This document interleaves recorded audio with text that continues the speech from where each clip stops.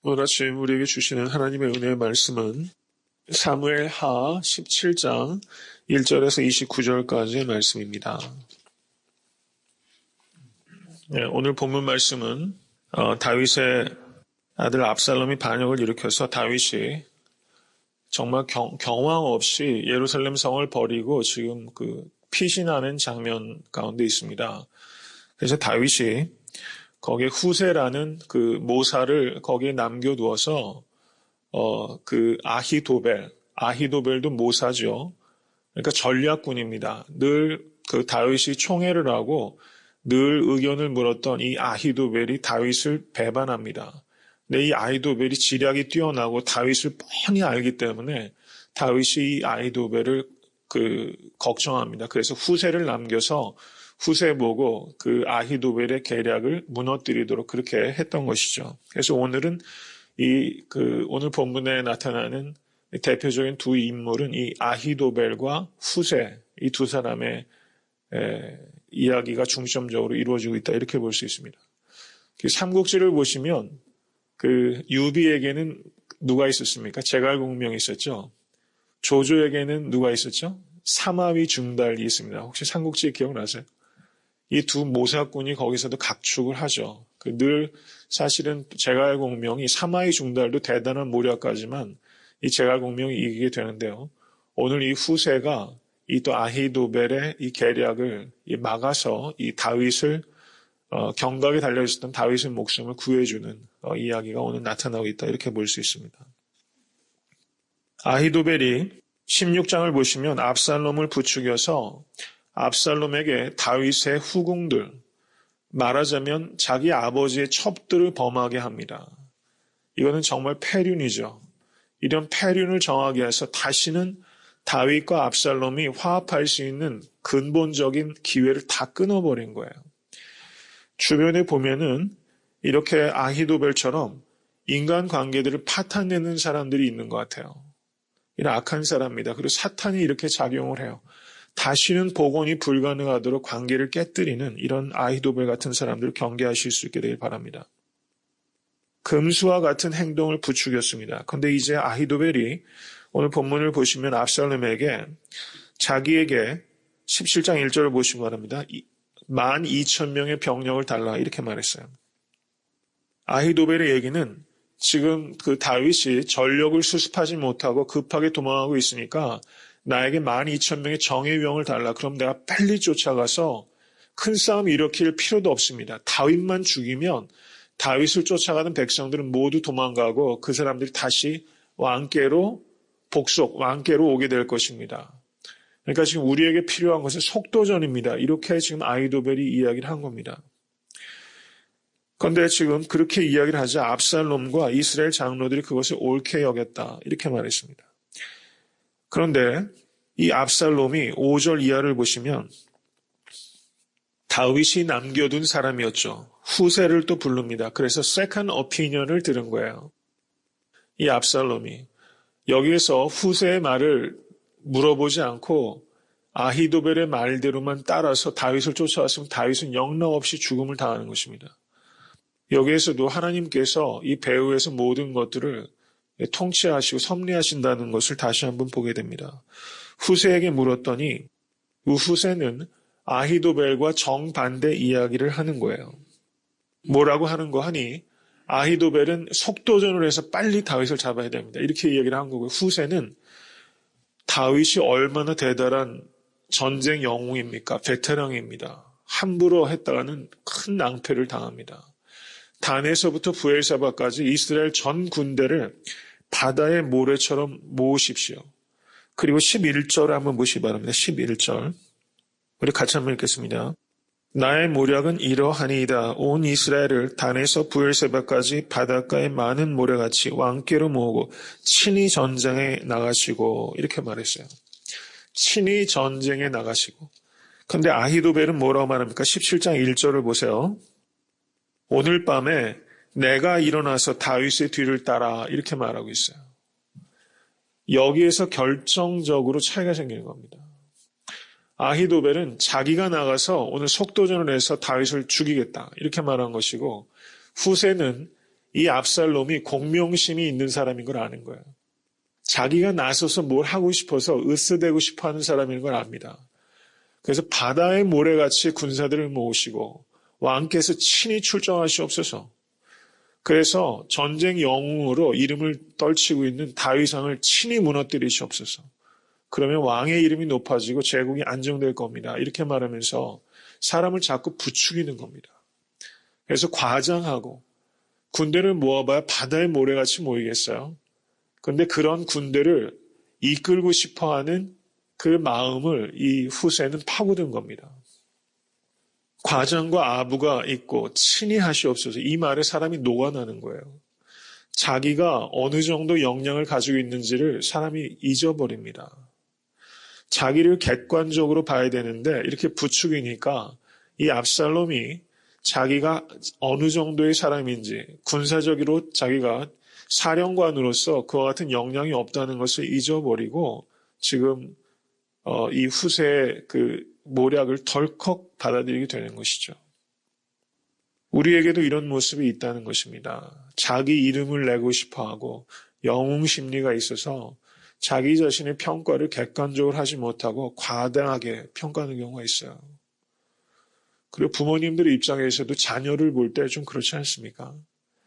자녀에 대해서 자녀가 갖고 있는 역량 이상으로 너무 많이 기대하면 부모님도 힘들고 자녀도 힘들고 이런 일들이 있는 것 같아요. 우리가 모든 것들을 좀 객관적으로, 부정적으로 보는 것이 아니라 객관적으로 자기 자신도 파악하고 이해하고 우리가 갖고 있는 역량을 이해하는 것이 훨씬 유익한 것이 많다. 이런 생각이 듭니다. 이것이 압살롬의 리더십의 한계예요. 팔랑귀입니다. 팔랑귀. 그렇죠. 팔랑귀 많죠. 이러 들으면 이게 맞는 것 같고 저거 들으면 저게 맞는 것 같고 왜 그런 거 하니 원칙이 없기 때문입니다. 우리의 삶에 원칙이 있을 때 이런저런 이야기를 듣는 여론을 청취하는 거 중요하죠. 근데 여론을 무조건 쫓아가는 것이 아니라 여론을 주도하기 위해서는 원리, 원칙이 명확하게 있어야 된다는 것인데 여기서 이 압살롬은 그것이 부족하다는 것입니다.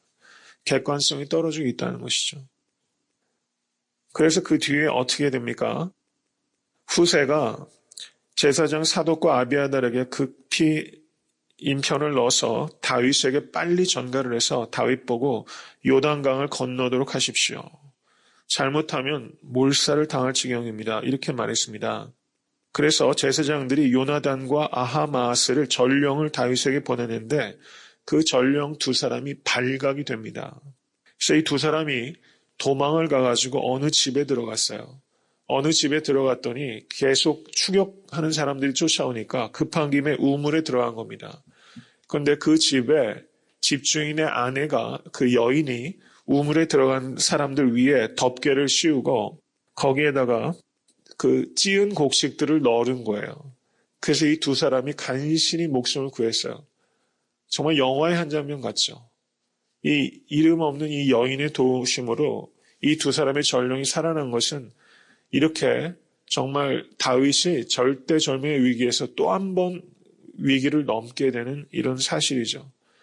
여기서 이름 없는 여인이 그 우물가에 이 두 사람 숨겨진 것처럼 우리의 삶에도 우리는 깨닫지 못하지만 하나님께서 이런 여인을 보내주셔서 우리도 매 순간순간 위기가 있지만 그것을 넘고 이 자리에 이만큼 우리가 있다는 것을 감사하실 수 있기를 바랍니다.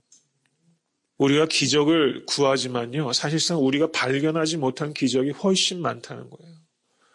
눈이 열릴 수 있게 되기를 바랍니다. 우리가 원망하고 불평하면 한두 끝도 없습니다. 근데 내가 이 자리에 이만큼 있는 거 감사하실 수 있게 되기를 바라고 나의 나된 것은 하나님께서 끊임없이 이렇게 후세와 같은 사람, 그리고 이 여인과 같은 사람, 이 두 명의 전령과 같이 나를 돕는 사람들이 있었기 때문에 내가 이 자리에 있는 것이다.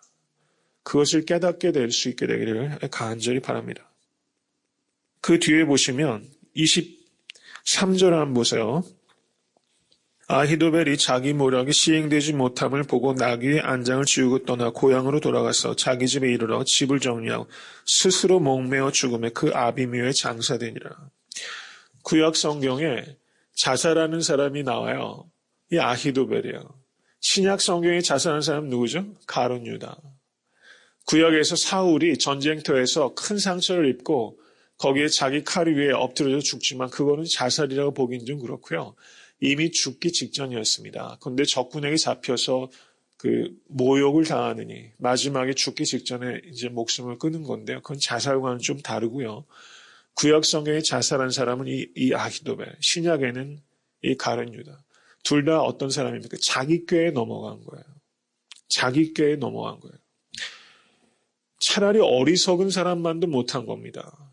이 자기 꾀에 넘어가서 벌써 자기의 계략이 그 후세의 계략에 밀려서 안 되는 것을 보고서 다윗에게로 모든 것들이 넘어간 것을 직감한 겁니다.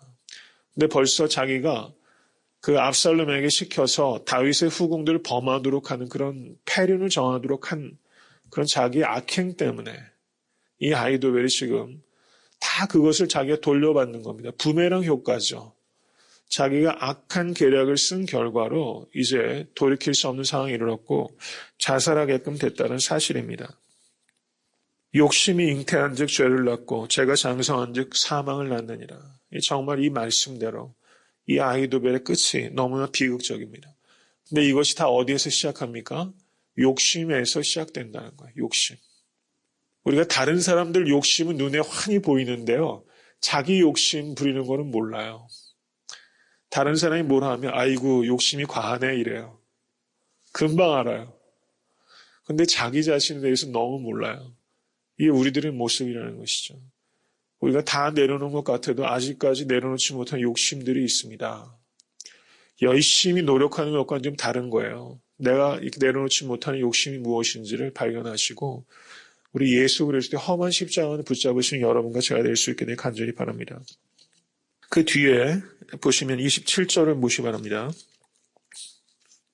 다윗이 마하나임에 이르렀을 때 암몬 족속에게 속한 라빠 사람 나하스의 아들 소비와 로베델 사람 암미엘의 아들 마길과 로글림 길르앗 사람 바실레르가 곡식을 많이 가져왔어요. 그래서 다윗과 군사들이 먹게 됩니다.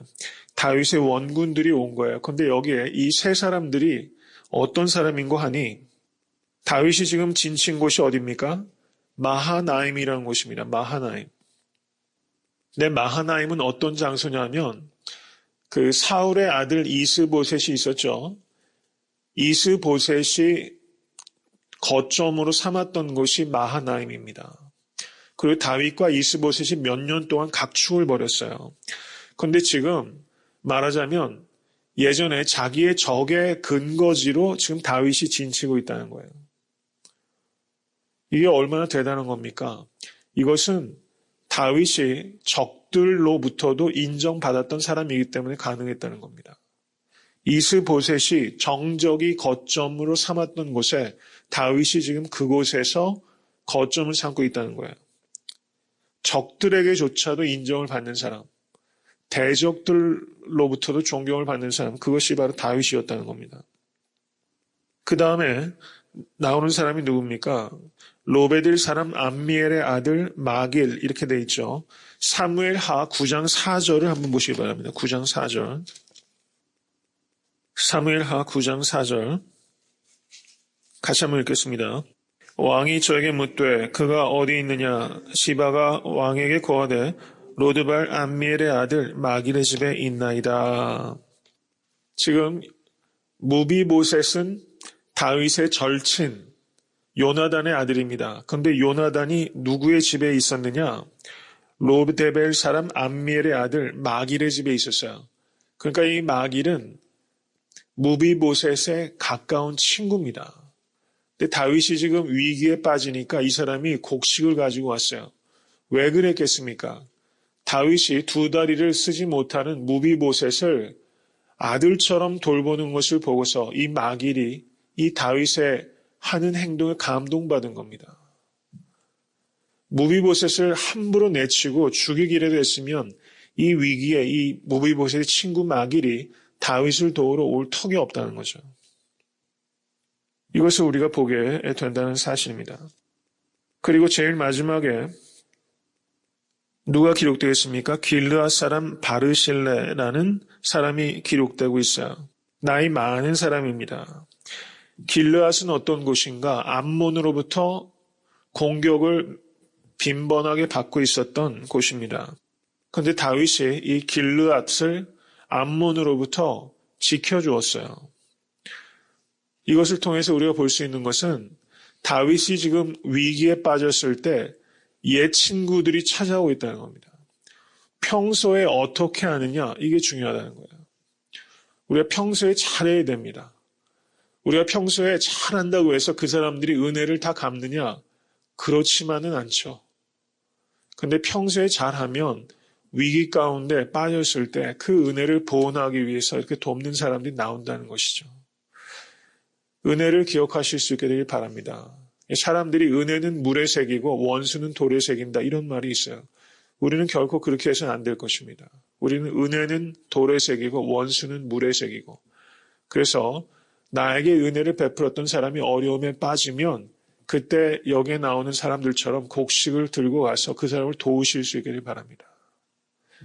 그리고 평소에 우리가 그렇게 은혜를 많이 베풀면, 우리가 혹여 어려움에 빠지면 우리를 돕는 사람들을 하나님께서 보내주신다는 사실이죠. 은혜를 베풀고 은혜를 기억하는 우리가 될 수 있게 간절히 바랍니다. 말씀을 맺습니다. 아히도벨과 후세는 둘 다 모략가입니다. 누가 진정한 모략가인가 하는 것입니다.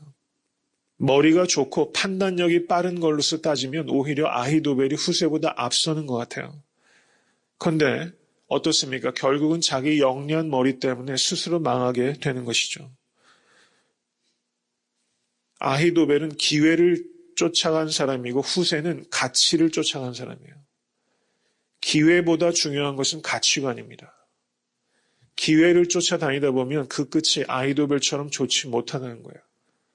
우리가 기회가 왔을 때 기회를 잘 잡는 게 중요하지만 그것이 우리의 갖고 있는 신앙적인 가치관과 맞지 않으면 그 기회는 버려야 되는 것입니다. 그래서 기회보다 중요한 것은 가치관이다. 누가 진정한 모사인가? 후세 같은 사람. 그래서 우리가 후세와 같은 길을 걸어가실 수 있는 우리 모두가 될 수 있기를 간절히 바랍니다.